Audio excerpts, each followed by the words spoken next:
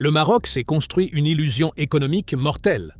Croire que son premier partenaire, son poumon financier, son Eldorado de rechange, l'Europe, resterait éternellement fort.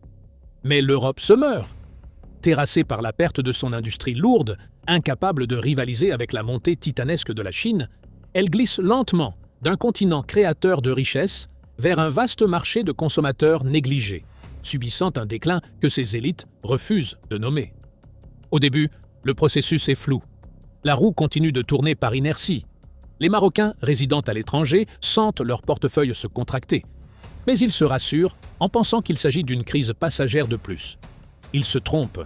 Ce n'est pas une crise, c'est un changement de civilisation. Et les capitaux européens, obligés de se protéger, fuient déjà le navire. Pour comprendre le chaos qui vient, il faut regarder les chiffres. Les transferts de fonds des MRE ont atteint le montant colossal de 117,7 milliards de dirhams par an. C'est la première source de devises du pays, le véritable ministère de l'action sociale clandestin du royaume. Imaginez une économie marocaine qui ne produit aucun emploi décent pour ses jeunes, maintenus sous respiration artificielle par ces milliards injectés directement par la diaspora. Quand la crise européenne va frapper les MRE de plein fouet, les transferts vont se tarir. Du jour au lendemain, des millions de familles démunies vont se retrouver à sec. Pas de revenus, pas de filet de sécurité, une pauvreté brute, extrême, immédiate. Le chaos social interne que l'État craignait tant ne viendra pas d'une révolte politique, mais d'une panne sèche bancaire en Occident. Mais l'asphyxie n'est pas seulement financière, elle est humaine.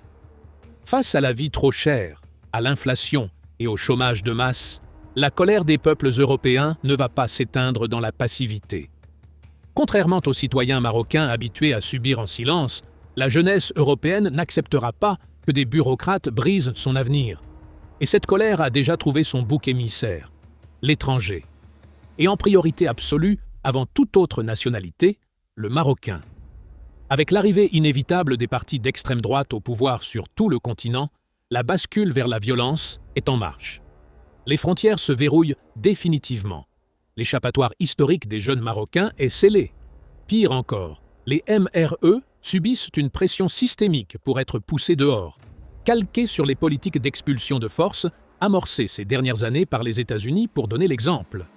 L'entente et l'amitié historique entre le Maroc et l'Europe volent en éclats. Un Maroc faible et parasite, habitué à mendier des investissements, se retrouve face à une Europe devenue agressive, barricadée et hostile. L'État marocain, dans sa candeur habituelle, avait pourtant tout prévu. Il a bétonné ses côtes, encouragé un marché immobilier titanesque et spéculatif, persuadé que si les MRE devaient fuir l'Europe, ils viendraient massivement investir et s'installer au Maroc. C'est leur dernière erreur de calcul. Les MRE qui ont grandi en Europe ne sont pas des citoyens dociles. Un citoyen binational est une personne libre qui a côtoyé des hommes libres, qui a reçu une éducation critique et exigeante. Il est rigoureusement impossible pour lui de se réadapter à un milieu caractérisé par un chaos administratif, un niveau de vie bâclé et une mentalité d'arnaqueur institutionnalisée où tout le monde a actionné le mode survie. Un esprit libre ne peut pas s'épanouir ni créer de la richesse dans un état aride et sec, prêt à absorber la moindre ressource pour combler ses propres failles. Les retours d'expérience de ceux qui ont tenté l'aventure du retour sont unanimes. C'est un échec, une confrontation brutale avec un système de prédateurs qui les pousse à repartir. Mais cette fois, ils n'iront pas seulement en Europe. La planète est immense. Ces binationaux, forts de leur expertise, de leur culture et de leurs compétences, iront voir ailleurs. Des marchés plus stables, plus ordonnés, plus compétitifs aux quatre coins du globe, les accueilleront à bras ouverts.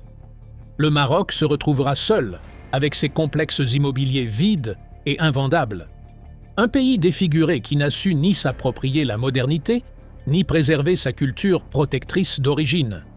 Un système devenu si stérile qu'il s'avère incapable d'épanouir ses propres enfants, condamnant sa population à contempler, les yeux ouverts, l'effondrement du dernier château de cartes.